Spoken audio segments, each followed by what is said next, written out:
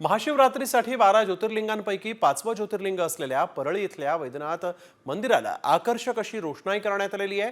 देशभरातून लाखो भाविक दर्शनासाठी दाखल होत आहेत। भाविकांची कुठलीही गैरसोय होऊ नये म्हणून वैद्यनाथ देवस्थान ट्रस्टकडून वैद्यनाथ मंदिरामध्ये जय्यत तयारी करण्यात आलेली आहे। सुरक्षा रक्षकांबरोबरच मंदिर परिसरामध्ये सीसीटीव्हीची देखील नजर असणार आहे।